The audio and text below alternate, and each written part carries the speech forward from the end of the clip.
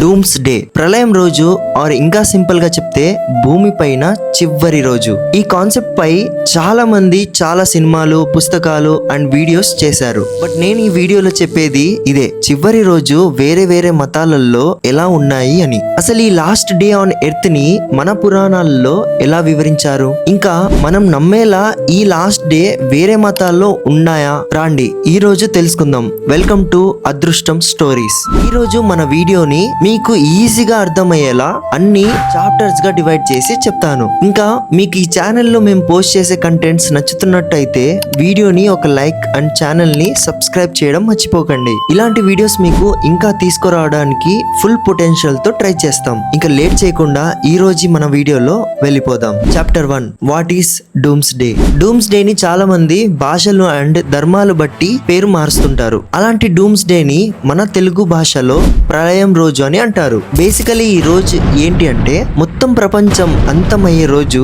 చాలా మందికి దీనిపై వేరే వేరే వ్యూస్ ఉన్నాయి. కొంతమంది జస్ట్ మానవ జాతి అంతమవుతుంది, ప్రపంచం ఉంటుంది అని అంటారు. ఎలా అంటే డైనోసార్స్ అంతమైనప్పుడు డైనోసార్స్ మాత్రమే అంతమయ్యాయి, ప్రపంచం ముందుకి వెళ్తూ ఉంది. కానీ ఇక్కడ ఇంకొక సైడ్ ఆఫ్ ఆర్గ్యుమెంట్ ఉంది, అదే మతాల మధ్య ఉందే డూమ్స్ డే డిస్కషన్. ఇప్పుడు కూడా డిస్కస్ చేయడం, డూమ్స్ డే రోజు ఏం జరుగుతుంది అండ్ దాని తర్వాత ఏం జరుగుతుందని మనం ఇప్పుడు తెలుసుకుందాం. చాప్టర్ 2, సనాతన ధర్మం. ముందుగా మనం సనాతన ధర్మం గురించి మాట్లాడుకుందాం. సనాతన ధర్మంలో ప్రపంచం అంతం అవడం గురించి చెప్పాలంటే ప్రళయం వచ్చే ముందు మనిషి ధర్మం మర్చిపోతాడు. గంగా మరియు యమునా నదులు స్వర్గానికి వెళ్ళిపోతుంది. మనిషి వయసు తగ్గి జస్ట్ 12 సంవత్సరాలే బ్రతుకుతారు. అప్పుడు కలి అనే ఒక రాక్షసుడు వచ్చి భూమిని అధర్మం వైపు తోస్తాడు. అప్పుడు శ్రీ మహావిష్ణువు తన 10వ అవతారమైన శ్రీ మహా కల్కిని ఎత్తుతాడు. అప్పుడు 7 చిరంజీవులు కల్కికి సహాయం చేసి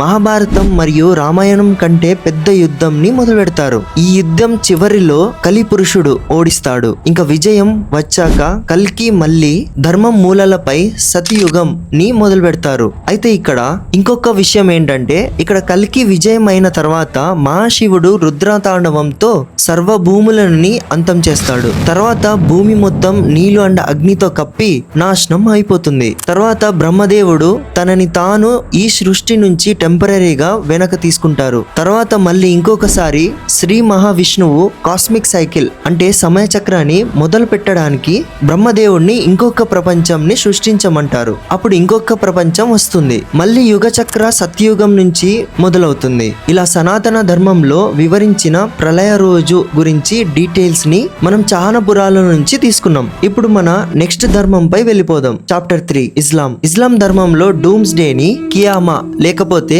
కియామత్ అంటారు. ఈ కియామా రావడానికి చాలా చిన్న మరియు పెద్ద సైన్స్ ఉంటుంటాయి అని రాసి ఉంది. మైనర్ సైన్స్ అంటే ప్రాఫెట్ ముహమ్మద్ భూమిపై రావడం, ఇది 4000 సంవత్సరాల క్రితం జరిగిపోయింది. ఇంకా మిగిలిన నార్మల్ సైన్స్ లైక్ ఎక్కువ హత్యలు జరగడం, మోసం పెరిగిపోవడం. కానీ ఇంకొక సైన్ మాత్రం చాలా విచిత్రంగా ఉంది, అదే మనుషులు ఎక్కువ ఎత్తుతో ఉన్న బిల్డింగ్స్ కట్టడానికి పోటీ పడడం. ఇది మనం ఇప్పుడు బుర్జ్ ఖలీఫా అండ్ దానితో పాటు చైనాలో కొత్తగా కట్టించబోయే టవర్స్ తో చూడొచ్చు. ఇంకొక మైనస్ సైన్ వచ్చేసి సౌదీలో ఉన్న ఎడారి పచ్చగా మారడం, ఇది కూడా మనం ఈ మధ్య చూస్తున్నాం. ఇంకా మైనర్ సైన్స్ దజ్జాల్ రావడం. దజ్జాల్ నేనే దేవుణ్ణి అని చెప్పి జనాలని మోసం చేస్తుంటాడు. అతనికి ఒకటే కన్ను ఉంటుంది. అతన్ని చంపడానికి ప్రాఫెట్ ఐఎస్ఏ అంటే యేసు దేవుడు మళ్ళీ భూమిపై వచ్చి వాడిని చంపుతారు. ఇక దజ్జాల్ చచ్చిన తర్వాత యాజూజ్ మరియు మాజూజ్ అనే 2 తీగలు వచ్చి భూమిపై ప్రతి ఒక్క ముస్లిం ని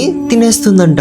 అప్పుడు మళ్ళీ యేసు దేవుడు వచ్చి అందరినీ కాపాడుతారు. ఇంకా కొన్ని సైన్స్ అంటే భూమి నుంచి పొగ వస్తుంది అండ్ సూర్యుడు పశ్చిమ నుంచి ఉదయించడం. ఇంకా డూమ్స్ డే రోజు ఏంజెల్ ఇస్రాఫిల్ మొదటిసారి శంఖం ఊదినప్పుడు ప్రపంచంలో ఉన్న అందరూ చచ్చిపోతారు. తర్వాత రెండోసారి ఊదినప్పుడు మళ్ళీ పుడతారు. ఇప్పుడు అల్లా ముందు అందరికీ వాళ్ళ వాళ్ళ కర్మలను చూపించి దాని ఆధారంగా స్వర్గానికి లేకపోతే నరకానికి పోతారా అనేది డిసైడ్ అవుతుంది. ఇలా ఇస్లాం మతంలో చివరి రోజు జరుగుతుంది. Chapter 4, Christianity. మనకి ఇక్కడ కూడా ఇస్లాం నుంచి పెద్ద తేడా ఏం లేదు, కానీ కొన్ని చేంజెస్ మాత్రం ఉంది. ఇక్కడ కూడా చాలా మైనర్ సైన్స్ ఉన్నాయి అండ్ ప్రపంచం మొత్తం ఆకలి మరియు వ్యాధులు రావడం ఉంటుంది. దీనితో పాటు బైబిల్ ప్రపంచం మొత్తం గాసిప్ అవుతుంది, కానీ దాన్ని ఎవ్వరూ పాటించరు. చాలా మంది నేనే క్రైస్ట్, నేనే యేసు అని వస్తారు, కానీ వాళ్ళందరూ దేవుడని పేర్లలో ఉన్న మోసం. ఇంకా ప్రపంచం మొత్తంలో క్రిస్టియన్స్ కి చాలా హేట్ వస్తుంది. అప్పుడు మళ్ళీ ఇస్లాం లో దజ్జల్ వచ్చేలా ఇక్కడ యాంటీ క్రైస్ట్ వస్తాడు. ఇంకా ఈ యాంటీ క్రైస్ట్ వచ్చి క్రిస్టియన్స్ ని మాయం చేస్తారు. అప్పుడు ఇస్లాం లో ఉన్నట్టు యేసు దేవుడు మళ్ళీ భూమిపై వచ్చి యాంటీ క్రిస్ట్ ని చంపుతారంట. ఇంకా ఇవి జరిగే ముందు 7 సంవత్సరాలు ఒక గ్రేట్ ప్లాగ్ వస్తుందంట. ఇంకా డూమ్స్ డే కి ముందు జీసస్ కి యాంటీ క్రైస్ట్ కి ఇజ్రాయెల్ లో ఉన్న వ్యాలీ ఆఫ్ మెగిడోలో యుద్ధం జరుగుతుందంట. ఇక్కడ ఆ యుద్ధంలో personally Jesus and anti Christ తో ఉన్న ఫేక్ క్రైస్ట్ ని చంపుతారంట. తర్వాత 1000 సంవత్సరాలు సాటన్ ని బంధించి ఈ భూమిపై జీసస్ శాసిస్తారు.